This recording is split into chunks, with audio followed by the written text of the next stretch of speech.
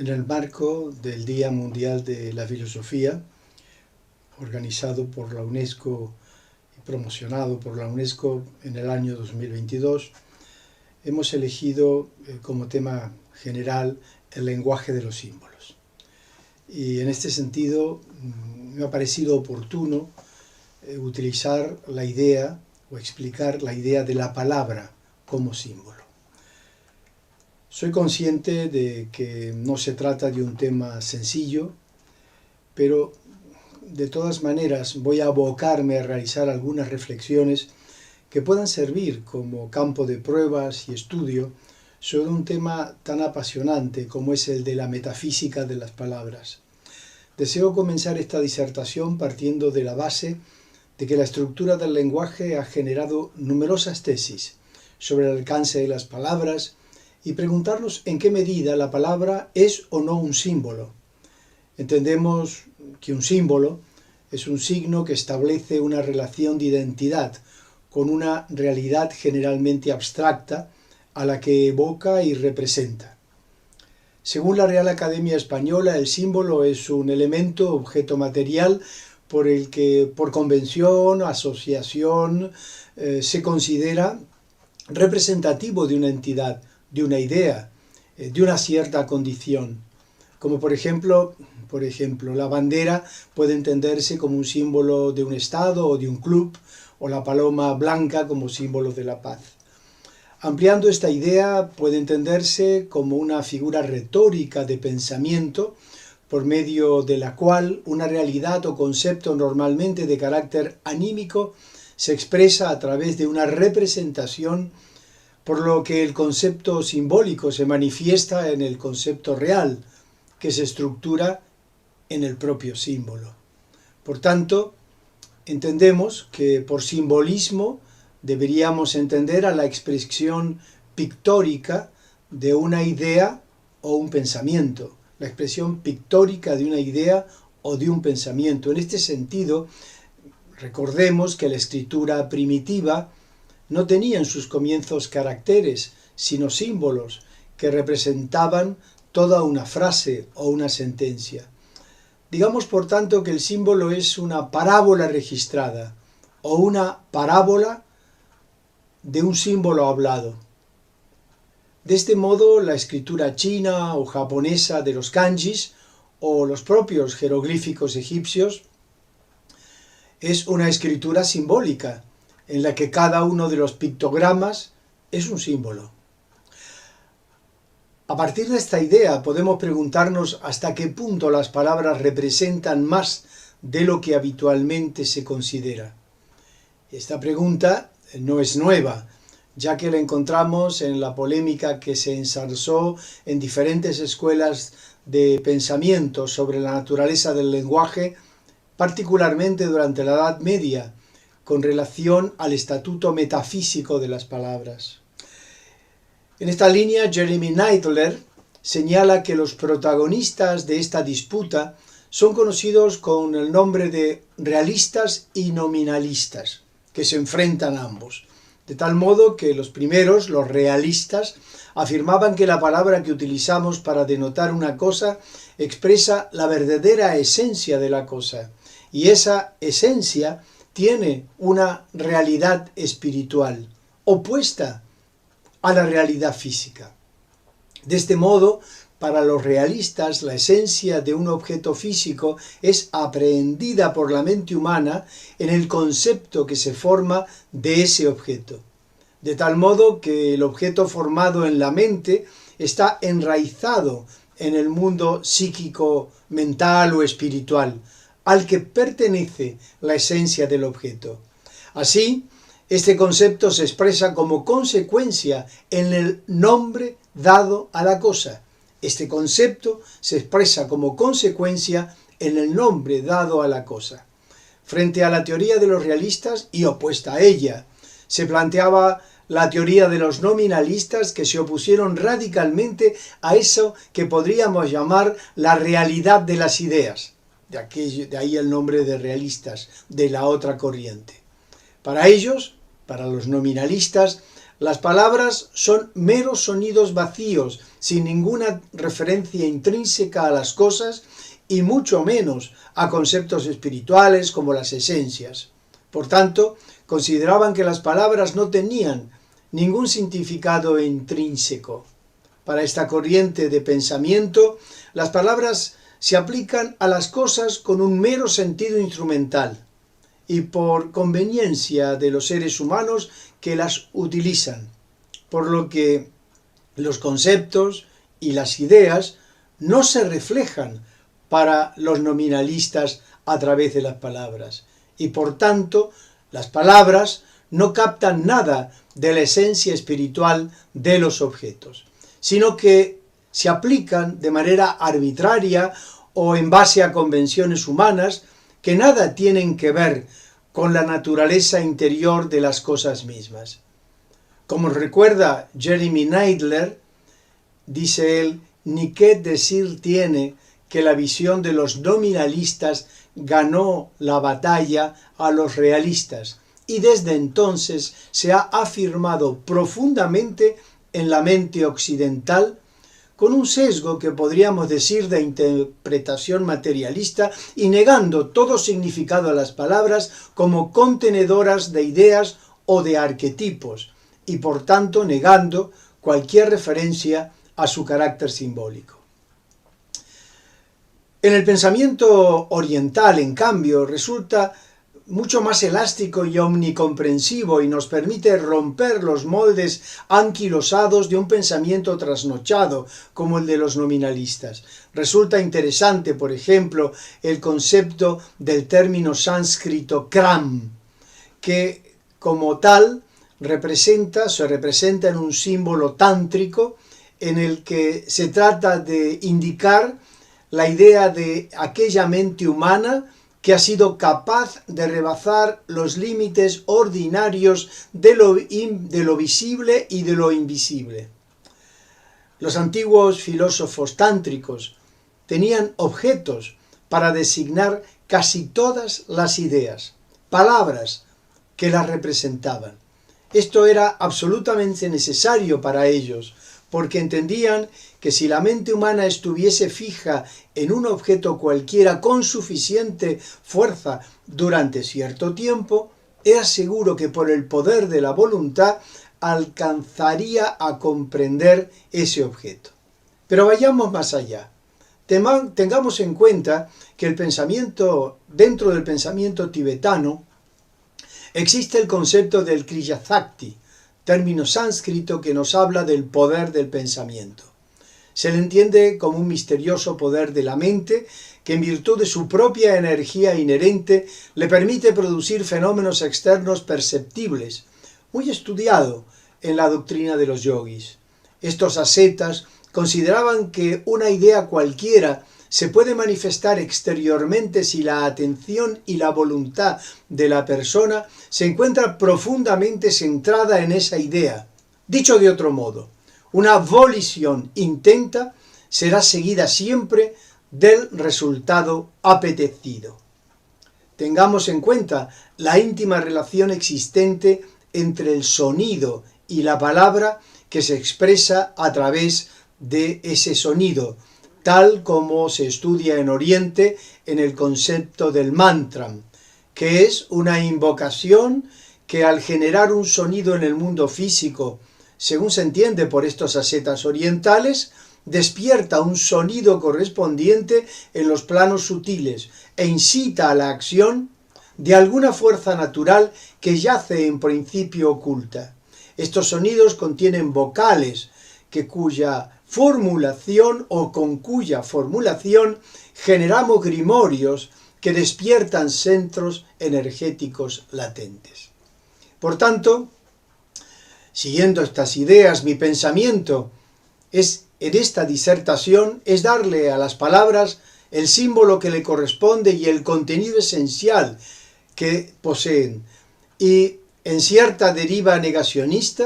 contra de cierta deriva negacionista que ha intentado dejar sin sentido al contenido de la fuerza del lenguaje. Pero volvamos a Occidente. Para Fritz Mauthner, cuando analiza la lógica del lenguaje, considera que la idea de que existe esa cosa que llaman lógica en el sentido de algo universal e inmanente a todos los lenguajes es en realidad una reificación, dicho de otro modo, es decir, una cosificación de la idea.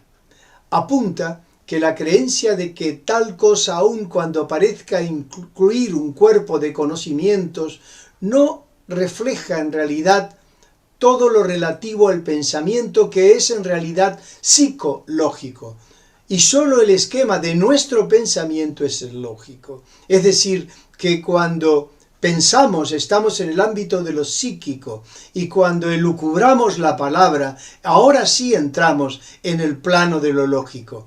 Y para este autor entonces es evidente que existe dos planos distintos. Dicho de otro modo, hemos cosificado a las palabras y dentro de una lógica estrictamente estructural nos olvidamos o no tenemos en cuenta que el pensamiento pertenece al ámbito de lo psíquico y de algún modo luego se refleja en la lógica de las palabras. Para Meissner se hace necesario volver a releer los clásicos. Y es curioso y me gusta lo que dice. Dice él que siente nostalgia por los orígenes pitagóricos del conocimiento. Y recuerda a Ludwig Wittgenstein cuando señala en su Tractatus Logicus Philosophicus que la filosofía es teoría del conocimiento, que la teoría del conocimiento es crítica del lenguaje, y que la crítica del lenguaje es, empero, ese esfuerzo que patrocina la idea liberadora de que los seres humanos nunca lograrán ir más allá de una descripción metafórica del mundo. Ya utilicen el lenguaje cotidiano, ya el lenguaje de la filosofía. Y en esta imagen o descripción metafórica del mundo, que también es pitagórica, por supuesto, está la clave del contenido de las palabras. En definitiva, tengo la sensación de que nos movemos en la cárcel de las palabras, encerrando a los discursos con estructuras vacías de contenidos esenciales, haciendo que las palabras de ellas meros objetos cosificados. A mi entender, toda palabra es un símbolo y encierra un concepto que puede despertar la imaginación en nuestra psique cuando la verbalizamos con esa fuerza mantrámica de la que nos hablan en Oriente. Pero también en Occidente, cuando recordemos en el Génesis se dice, en un principio fue el Verbo, por medio de él se hizo todo, y sin él no se hizo nada de cuanto se ha hecho, porque en el Verbo estaba la vida. Insistiendo sobre los aspectos trascendentes de las palabras, podemos colegir que son una puerta que nos comunica con el mundo de las ideas y de los pensamientos.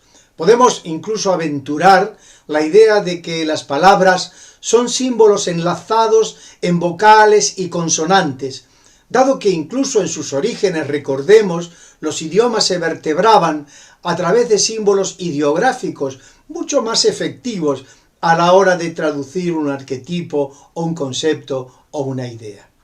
De ahí la precaución y preocupación que existe entre muchos lingüistas y filólogos, me refiero a aquellos que se precian y preocupan por el deterioro del lenguaje, dado que en lugar de reconducir las palabras que utilizamos para mejorar la transmisión de las ideas, sintetizamos la estructura lingüística de tal modo que vamos deteriorando y empobreciendo el significado y la esencia interna de las palabras.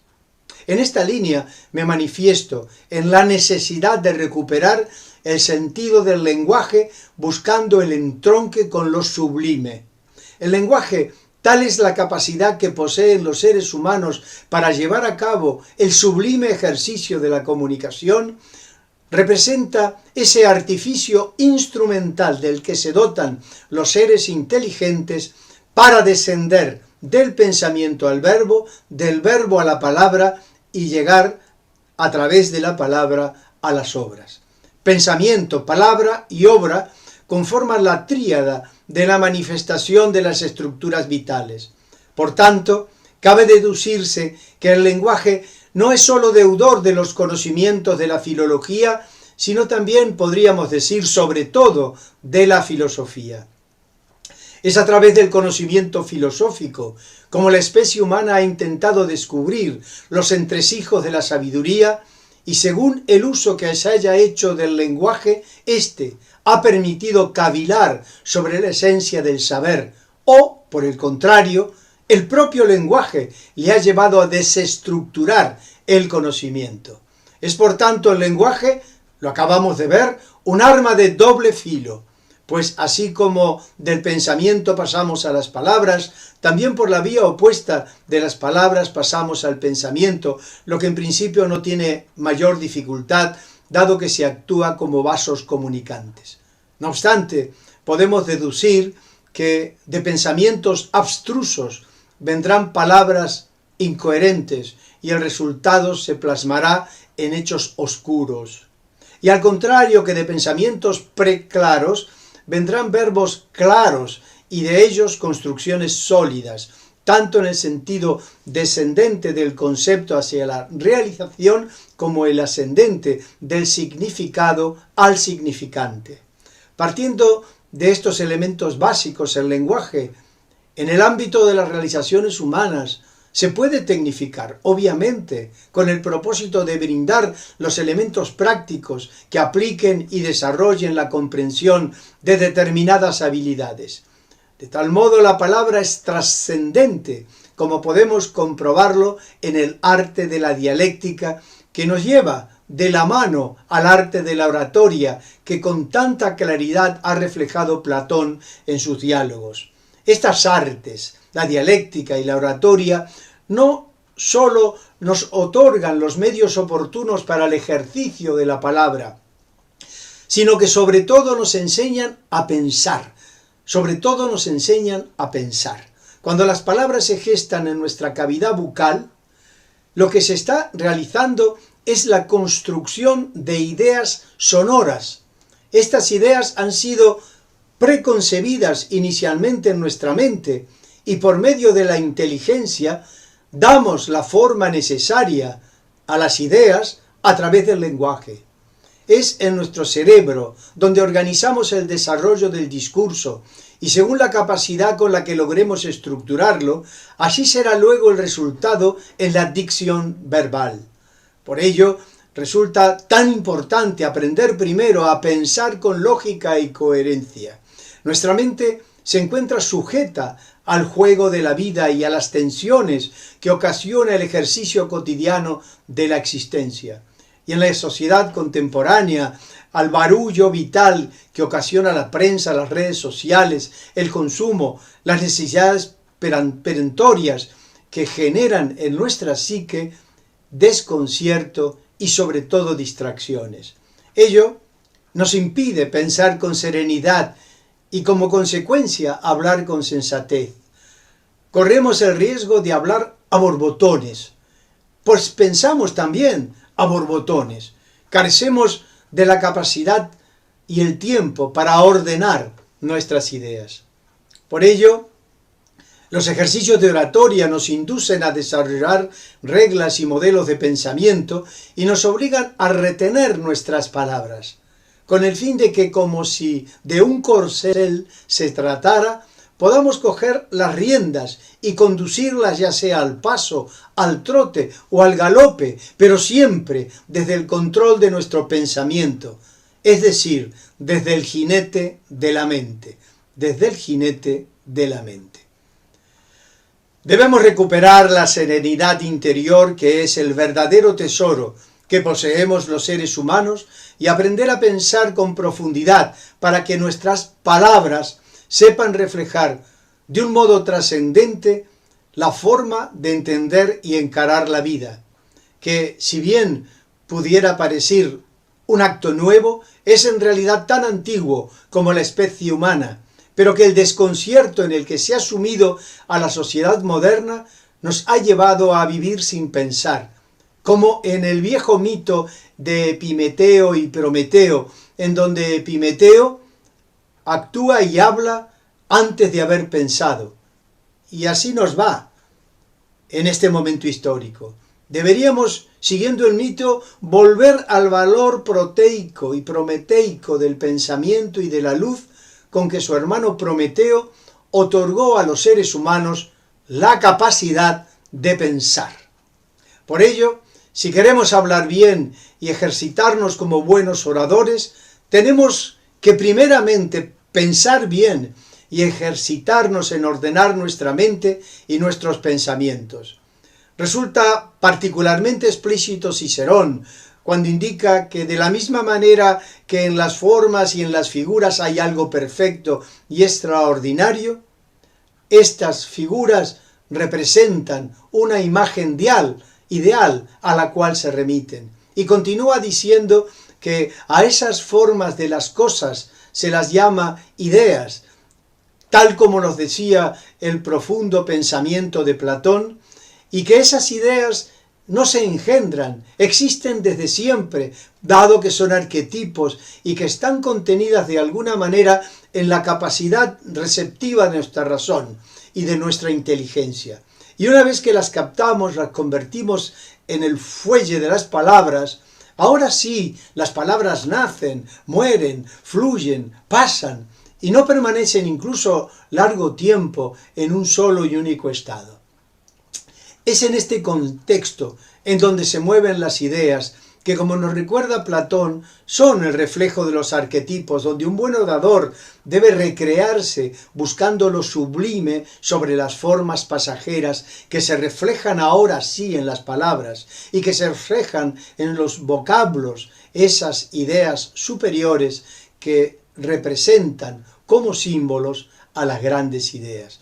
Y nos recuerda Cicerón la importancia también de los sonidos, cuando se refiere al arte de la oratoria en su obra El Orador, y nos indica que es una combinación de sonidos, ritmo y palabras, que esa combinación de conjunto debe congraciarse con el oído. Y nos dice, es que el oído o la mente advertida por el oído contiene en sí misma una especie de medida natural de todos los sonidos, que curiosamente se asemeja al efecto mantrámico de las palabras que estudian los ascetas orientales.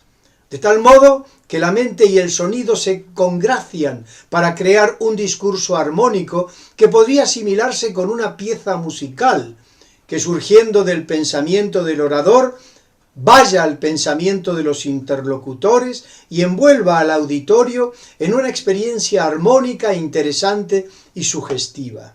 Recordemos que Platón, en su diálogo El Crátilo o sobre la exactitud de las palabras, es determinante, ya que engarza la relación de las palabras con las ideas esenciales.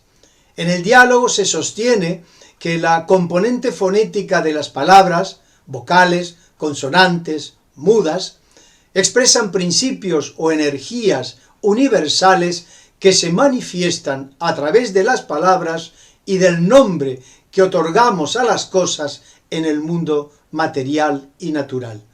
De tal modo que toda la naturaleza puede ser considerada como un sonido materializado que se puede expresar entre los seres humanos a través del lenguaje.